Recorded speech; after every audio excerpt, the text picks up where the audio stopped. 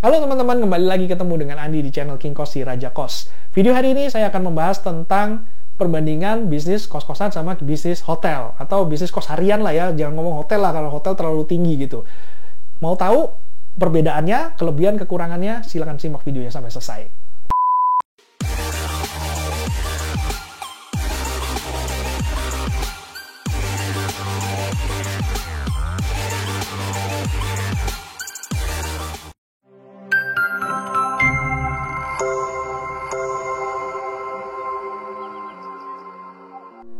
Nah, teman-teman, kos-kosan saya dulu bulanan ada yang saya convert menjadi kos harian atau kita sebut di sini hotel lah ya, biar keren gitu loh. Meskipun cuma kos-kosan harian, tapi kita sebutnya hotel gitu lah ya.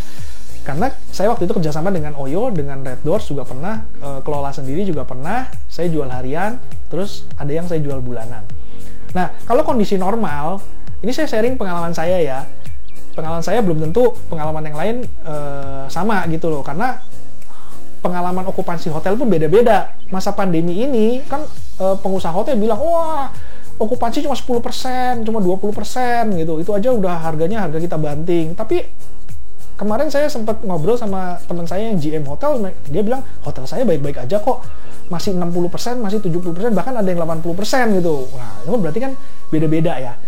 Cuma memang secara average, secara rata-rata mungkin memang bisnis hotel itu sekarang okupasinya jelek. Tapi mungkin memang ada satu atau dua yang memang bagus karena dia melakukan suatu strategi yang mungkin kita nggak tahu gitu. Sama sih kos-kosan juga gitu.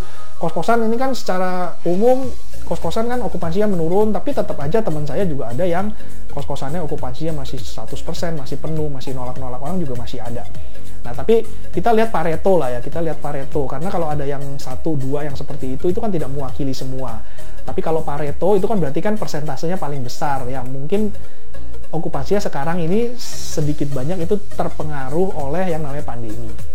Nah, kalau di kondisi normal, kos-kosan bulanan sama kos-kosan harian, ini kalau dibandingkan pasti lebih untung kos-kosan harian.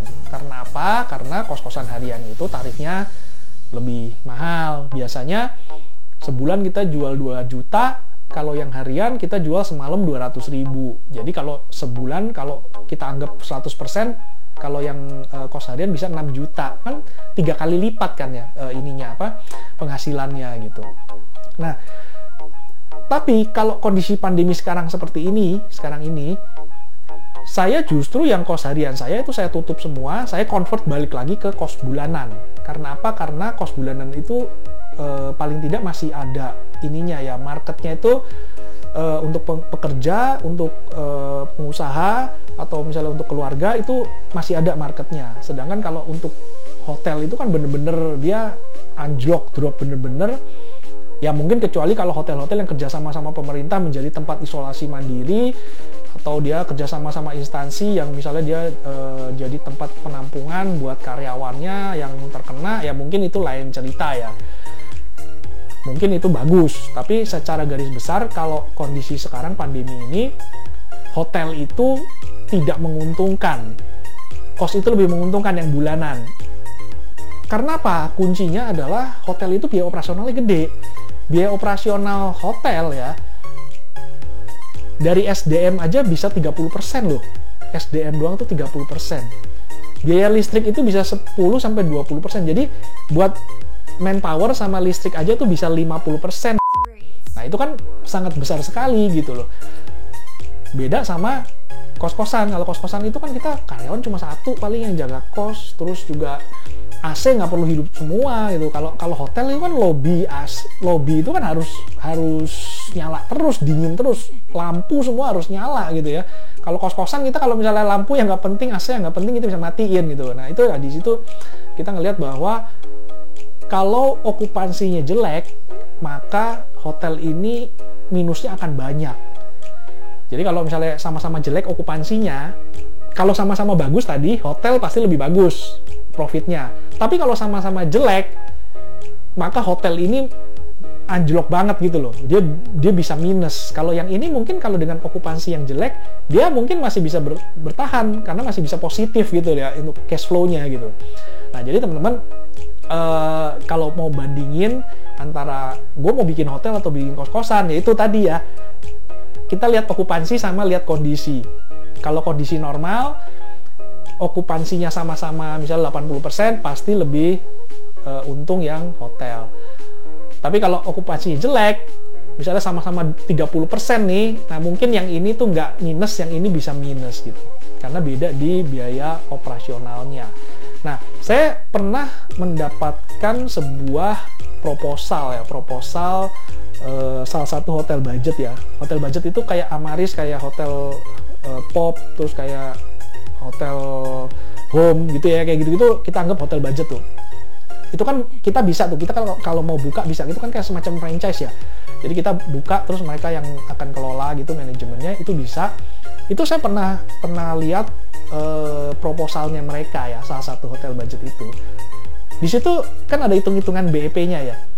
Jadi hotel budget itu, ini berapa tahun yang lalu ya, kalau sekarang saya nggak tahu, saya nggak paham. Mungkin teman-teman kalau yang tahu bisa ikut sharing di kolom komentar. Dulu proposalnya BEP-nya itu adalah 8 tahun, hanya bangunannya sama isinya loh, belum termasuk tanahnya ya. Jadi hotel itu sebenarnya kalau dihitung BEP-nya ternyata lebih lama loh daripada kos-kosan ya. Ini kita ngomong bukan kos harian ya, kita ngomong ngomong hotel budget. Hotel budget itu udah investasinya gede, BEP-nya 8 tahun, tapi itu baru bangunan sama isinya, sama interiornya ya maksudnya ya. Belum termasuk tanahnya, tergantung tanahnya. Kalau tanahnya harganya sama dengan bangunan dan isinya ya berarti kan BEP-nya kan 16 tahun gitu. Kita bandingkan sama kos-kosan. Kos-kosan mungkin investasinya juga nggak sebesar hotel budget, terus kita juga bisa balik modalnya itu lebih cepat. Nah, seperti teman-teman kalau udah lihat di video-video saya sebelumnya, rata-rata kos-kosan saya itu bisa balik modal itu antara 10 sampai 15 tahun ya. Kalau yang bagus itu bisa 8 tahun, itu bahkan udah ada yang balik modal. Sekarang bandingin sama hotel. Hotel udah investasinya gede, tapi kalau menurut proposalnya saya baca, 8 tahun balik modal baru bangunan sama isinya ya.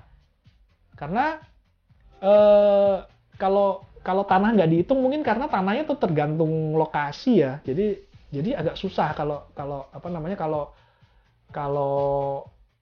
kita bandingin antara tanah di Jakarta sama tanah di luar pulau, itu kan jomplang ya harganya ya. Nah, mungkin jadi mereka hanya menghitung BEP itu dari bangunan sama isinya. Nah, cuma hotel itu ada keuntungannya. Biasanya hotel itu kalau orang bikin hotel ya, ini saya punya pengalaman sendiri. Saya tahu cerita ada orang yang dia punya tanah, dia bangun hotel. Itu modalnya 10 miliar gitu ya. Setelah hotelnya beroperasi, itu dijual itu bisa laku 25 miliar ya. Jadi memang bisnis hotel itu buat sebagian orang nilai bisnisnya itu justru lebih besar daripada nilai asetnya ya, nilai tanah sama bangunannya gitu. Beda sama kos-kosan nggak bisa gitu. Kos-kosan ya naiknya bertahap gitu ya. Setiap tahun naik tapi nggak seperti hotel. Kalau hotel itu apalagi zaman-zaman sekitar 2013, 2012 dulu itu, ada hotel yang dalam waktu 2 tahun itu sudah ganti tangan itu, ganti pemilik itu sampai 3 kali. Jadi yang modalnya 10 miliar, terus dijual 25 miliar, terus laku lagi 50 miliar, terus sekarang sudah mau dijual lagi harganya 75 miliar. Nah, gila banget kan kenaikannya. Nah, kalau teman-teman pingin seperti itu ya punya duit ya nggak apa-apa bisnis hotel, karena hotel itu yang dijual itu adalah pride-nya ya. Orang kan keren gitu, kesannya lu punya hotel keren banget, tapi padahal belum tentu nilai investasinya itu BEP-nya itu, return of investment-nya itu bisa lebih bagus daripada kos-kosan gitu. Cuma kebanggaannya punya hotel itu yang tidak bisa dinilai dengan uang. Dan makanya kadang-kadang juga hotel itu banyak dipakai untuk bisnis pencucian uang kan ya. Jadi orang yang mau menyembunyikan uang panasnya itu, ya mereka beli hotel gitu. Itulah yang menyebabkan kenapa harga hotel bisa naiknya bisa begitu banyak, bisa berkali-kali lipat gitu dalam setahun, dalam 2 tahun gitu. Oke teman-teman, mungkin itu bisa sedikit memberikan pencerahan. Kalau memang belum puas, nanti bisa tanya lagi di kolom komentar, saya akan coba jawab lagi. Semoga video saya ini bisa berguna, dan jangan lupa subscribe, nyalakan lonceng notifikasi juga. Terima kasih sudah menonton, sampai ketemu di video yang akan datang. Dadah!